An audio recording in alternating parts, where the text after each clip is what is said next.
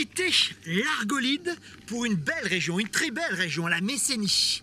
Entre mer et montagne se dessinent des vallées verdoyantes. Au programme, un site archéologique extraordinaire et méconnu. Des petits villages de pêcheurs, croquignolés à souhait et merveilleux. Et enfin, The Beach, peut-être la plus belle plage de Grèce, et peut-être même du monde.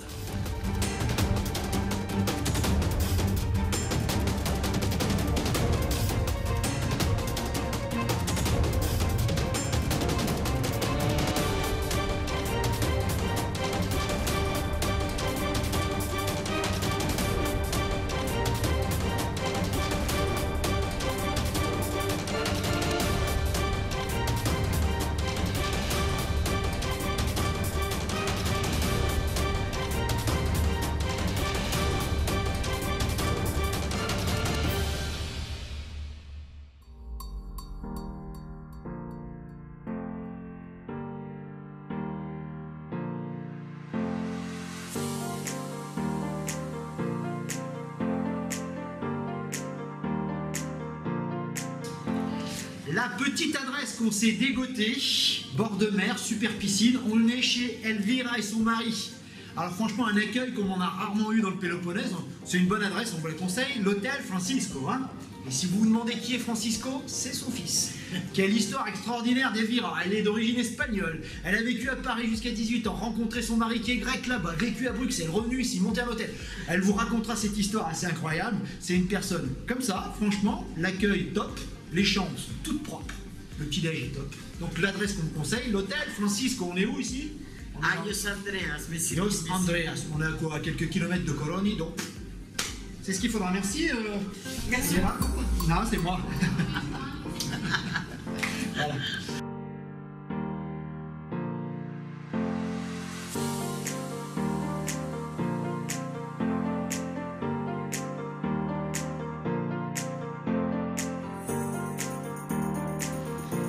Alors c'est vrai que ça n'a pas le charme des belles maisons en pierre et des hôtels du Magne, on est d'accord. Hein, c'est assez moderne, pas de décoration particulière, pas un charme particulier on va dire. Hein. Par contre le charme ici et la richesse, elle est à l'intérieur des lieux, les gens qui vous accueillent, le papy il est formidable dès qu'il peut parler français, Paris, la danse, etc. Et puis vous avez vu la propriétaire, un amour, pareil pour le personnel. On a adoré plus que l'hôtel, même les personnes qui le tenaient. Et puis surtout, hein, c'est vraiment pas cher. On est quoi? Allez, je suis passé par Booking la première nuit, une soixantaine d'euros. Elle a été très arrangeante pour la deuxième nuit, 50 € seulement. En passant en direct, on vous met son adresse mail là-haut, son numéro de téléphone, n'hésitez pas à l'appeler. En plus, elle parle français. Hein, elle se mettra en 4 pour vous faire passer un très bon séjour, très familial, rien d'extraordinaire, mais ici, vous allez rencontrer des gens super sympas. Et on est très bien placé, quelques kilomètres de Coloni, une petite heure de Mécène. Donc on est bien en Messénie dans ce petit hôtel. Et la piscine, surtout pour Anaka, elle adore. Il y a une plage privée aussi. Hein.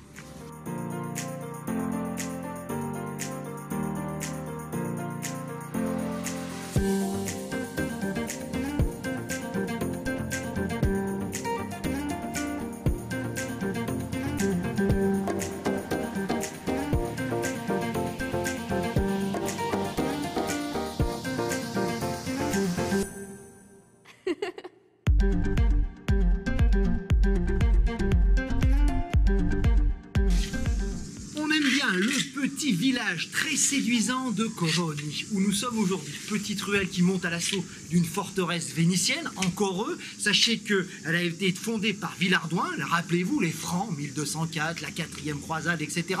Ici, ce n'était pas le Péloponnèse à l'époque, c'était la Morée. La forteresse vaut le coup d'œil, les petites ruelles autour aussi. Pour venir en soirée, prendre un petit apéro ou manger un bout, Coroni vous séduira. En tout cas, elle nous a séduits, c'est un de nos petits coups de cœur sur la Messénie.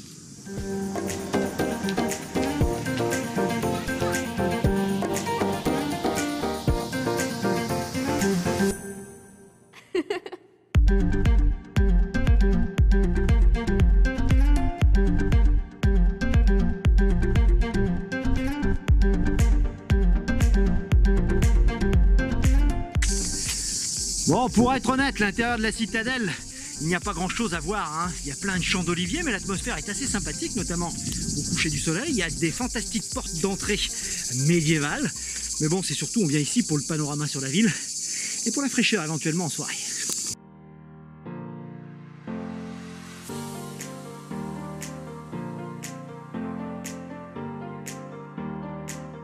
L'épaisseur des murs et la taille des portes de la citadelle vient rappeler le destin guerrier et plutôt sanglant de cette place. Sachez que c'est les Francs qui l'ont fondée, je vous l'ai dit, hein, repris par les Vénitiens. On revoit un peu partout le lion de Saint-Marc, les Turcs qui mettront leurs pattes, repris par les Vénitiens. Autant dire que cette cité était, pour la Morée en tout cas, hautement stratégique et que tous voulaient la posséder. Sur le gâteau, il faut avoir transpiré un petit peu dans la citadelle. Sachez que Coroni dispose d'une immense plage de sable juste derrière pour se baigner et faire un petit plouf. Ça, c'est bon. On a choisi d'ailleurs nos hébergements autour de cette petite cité car on adore le coin.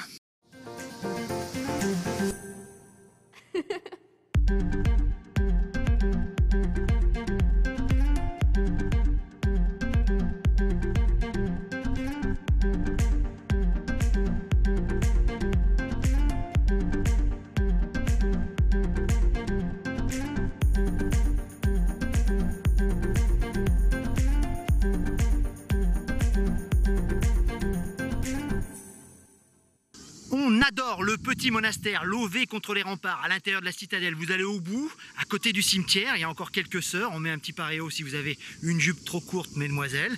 Et à l'intérieur, c'est vraiment superbe. Un petit jardin arboré plein de fraîcheur. On longe les remparts, on peut même monter dessus pour avoir un panorama. Et tout au bout, on monte sur une tour avec une vue à 360 degrés sur Coroni.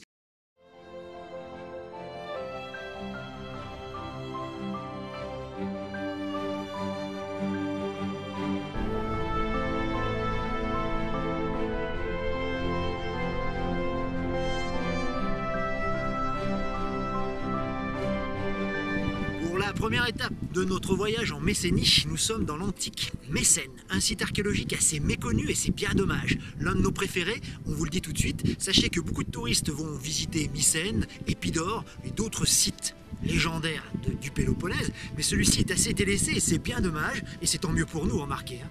Il est 6h30 le soir, il n'y a quasiment plus personne et le site est à nous.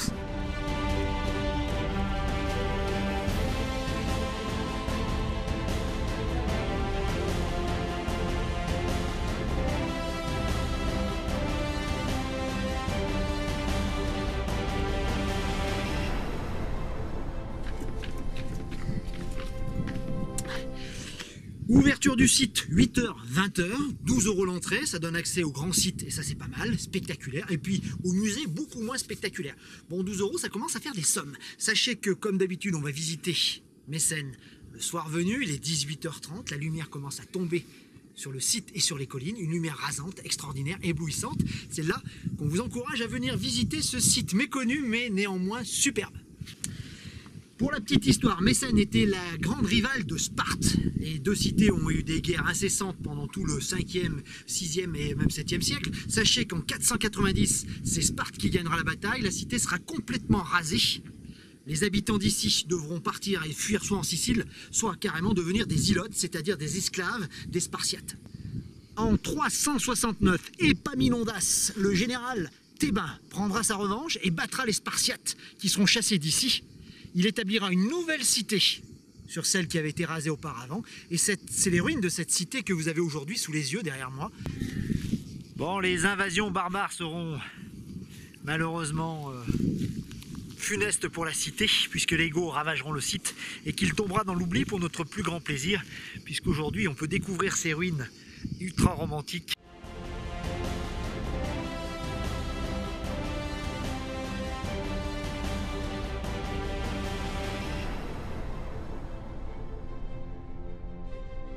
Vous commencerez la visite par le théâtre, bien reconstitué c'est vrai, il était l'un des plus grands de l'Antiquité dit-on, rien à voir avec Épidore évidemment, mais quand même, c'est vrai qu'il est mignon comme tout.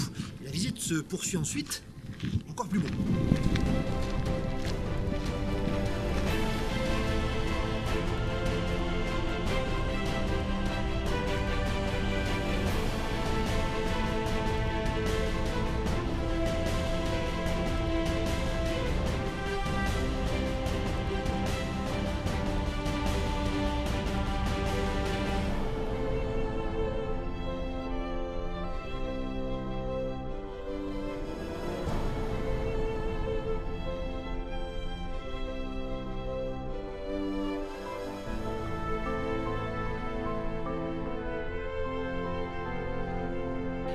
L'Ecclésiastérion. Alors, à quoi il servait, on ne sait pas vraiment. C'est un tout petit théâtre, sans doute pour la boulée ou pour l'assemblée des citoyens, la fameuse ecclésia. Je vous rappelle que l'ecclésia, le mot église vient de là, ça veut dire assemblée. Alors peut-être que l'assemblée des magistrats de la cité se réunissait ici. En tout cas, il a encore de la gueule.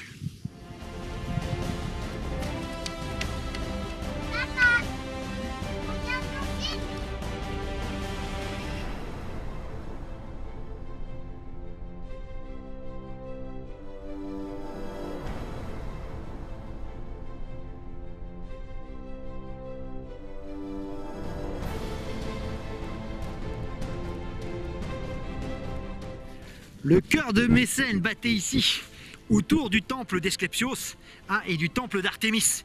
Il en reste plus grand chose aujourd'hui, mais la grandeur du site et la grandeur évidemment du sanctuaire est assez étonnant. Ça devait être l'un des sanctuaires les plus importants de l'Antiquité. En tout cas, il est super bien conservé. Dans ses structures, pour les élévations, ça, il faut rêver un petit peu et avoir beaucoup d'imagination.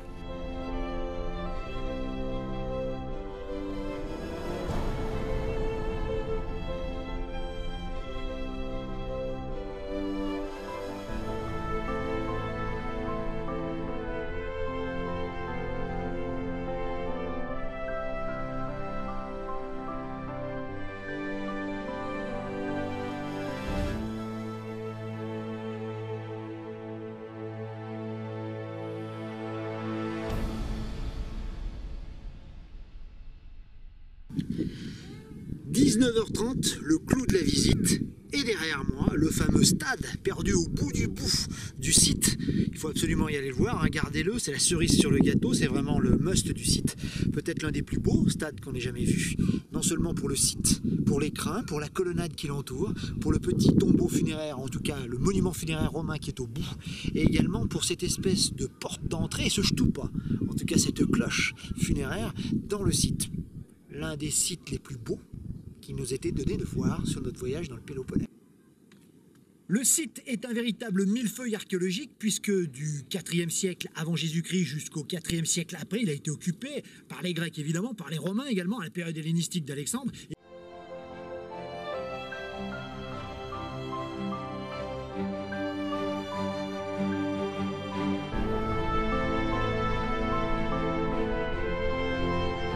J'avais rarement vu une palestre, un gymnase aussi bien conservé.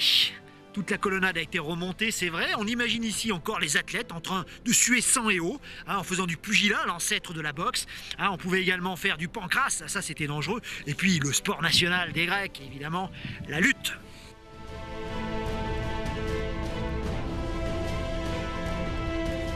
Au bout du stade, on jette un dernier coup d'œil à ce super petit mausolée romain qui date du 2e, 3e siècle après Jésus-Christ. Il est quasiment en parfait état. C'était une famille noble, un gouverneur de la région qui faisait enterrer sa famille ici. Comme à Épidore, le stade était là pour honorer les dieux, et notamment Asclépios. Sachez qu'il devait ici y avoir à Mécène, comme à Épidore, des jeux qui leur étaient dédiés. Et le stade, on peut quasiment imaginer la course qui s'y passait autrefois. T'es prêt, Anakin? Allez, go! D'ailleurs, en parlant de Jeux Olympiques, on n'ira pas à Olympie cette année, c'est un peu loin, je l'ai déjà visité de nombreuses fois, mais très franchement, Olympie, on y va pour ce que ça représente, pour le symbole évidemment, mais le stade de Mécène est bien plus beau, le cadre est monumental, époustouflant, les mots manquent, et puis surtout, le stade a gardé quand même une sacrée gueule avec son portique tout autour, sa palestre. Très franchement, il faut venir ici.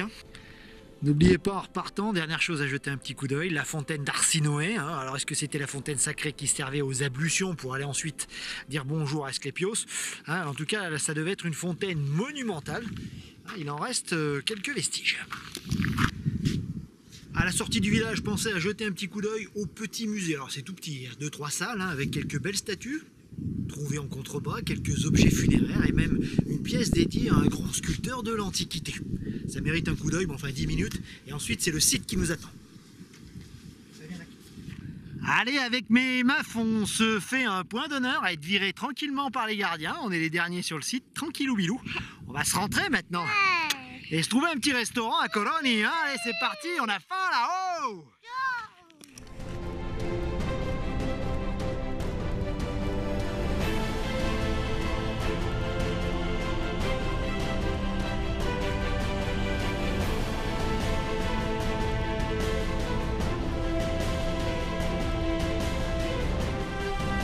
À moins de 2 km du site, vous tournez sur la gauche en sortant, vous continuez la route et là vous tombez sur les antiques murailles de la cité antique de Mécène.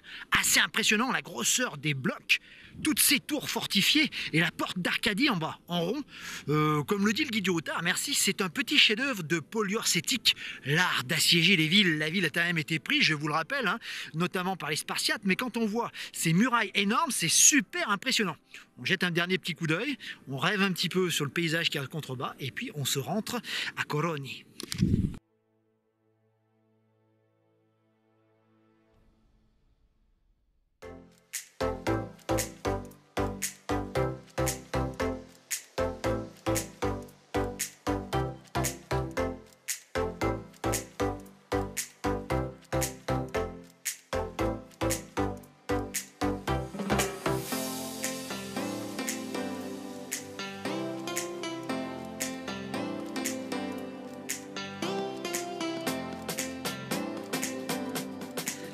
Deuxième possibilité d'hébergement sur la Messénie, on est à Akritas, une vingtaine de kilomètres environ de l'hôtel où nous logions hier. Très franchement, on a trouvé des petits studios. How many rooms you have?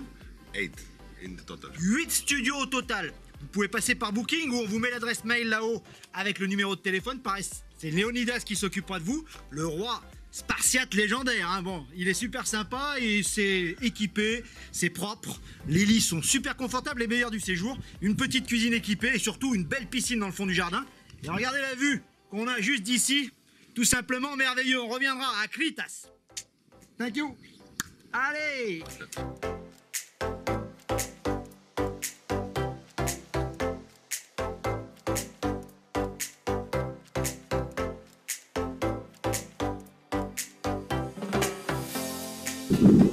Allez, deuxième étape en Messénie, après Mécène la magnifique. Voidokolia, derrière moi, la plus belle plage du pays.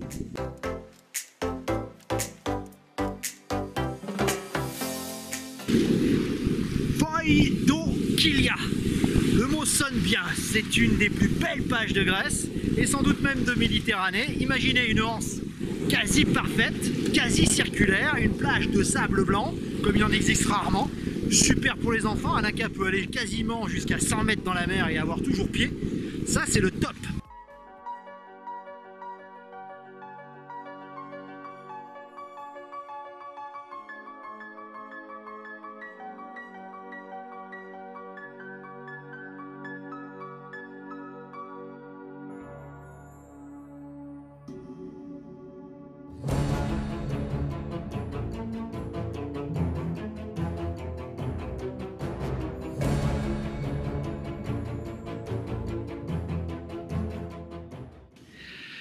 Allez, les plus courageux monteront au moins jusqu'à la grotte de Nestor. Une immense cavité creusée dans la falaise. Elle rentre assez profond dans la montagne, il y fait très frais.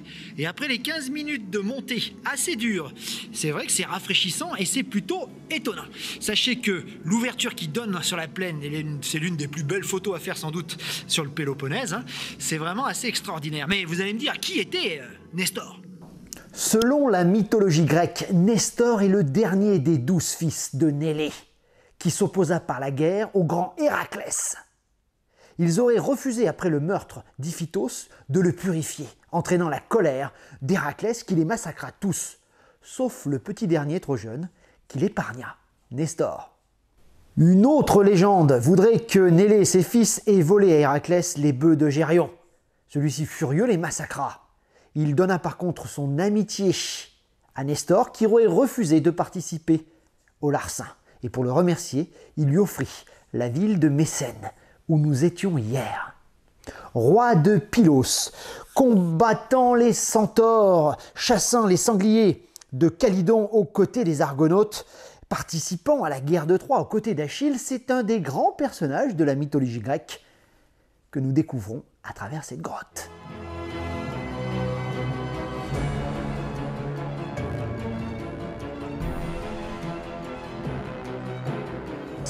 Après la grotte, sur la droite, il y a un chemin qui monte avec des petites, pas via ferrata, mais pas loin, on longe la falaise pour monter carrément de l'autre côté. La forteresse du coin nous attend et je pense que la vue risque d'être sublime. C'est parti mon kiki.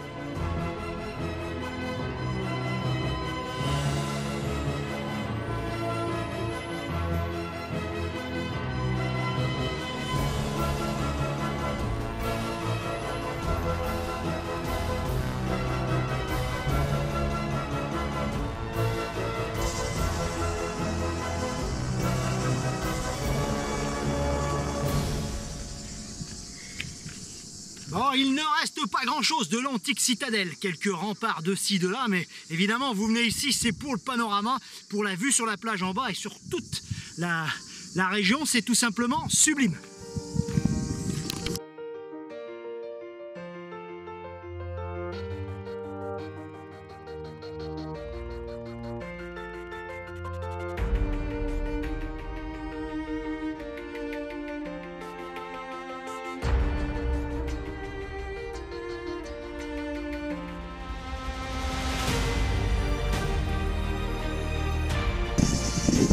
On ne se rend compte de la beauté de cette plage quasi parfaite, une anse en fer à cheval sublime que quand on est au sommet, de la citadelle. On vous invite à y monter pour les photos du séjour incontestablement. Et d'en bas on se rend pas bien compte, hein, mais d'en haut, quelle vue! C'est sublime, les mots manquent très franchement pour exprimer ce qu'on ressent devant une telle merveille de la nature.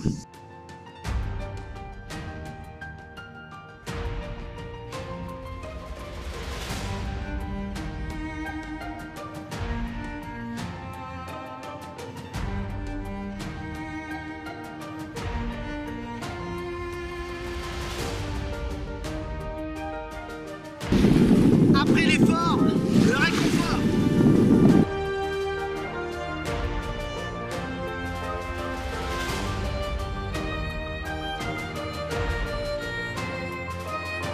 Comment bien profiter de cette plage paradisiaque? Conseil pratique, y venir soit le matin de bonne heure, 8 h, revers les médailles pour monter au château et à la grotte, il fait super chaud. Après c'est mort, il y a trop de monde, hein. Ou alors y venir comme nous le soir, 16h30, 17h, là les gens commencent à partir et la plage est pas à nous quasiment, mais il y a beaucoup moins de monde. Autre conseil pratique, évitez de vous mettre sur le bout de la plage là-bas au bord de la Hanse, vers le parking, c'est là que tout le monde se met. On traverse toute la Hanse et on va de l'autre côté, près de la falaise, c'est notre coin favori. Vous êtes à l'ombre, pas besoin de parasol, vous rentrez dans l'eau jusqu'à très loin dans la mer et ça c'est super avec un enfant. Et puis il n'y a pas de vagues, donc c'est là qu'on vous conseille de venir vous installer. Ah, et puis pour monter au château et pour monter à la grotte, il fait super bon, c'est le moment idéal, le soleil est au bon endroit pour prendre la photo du séjour sur la plage. Tip top.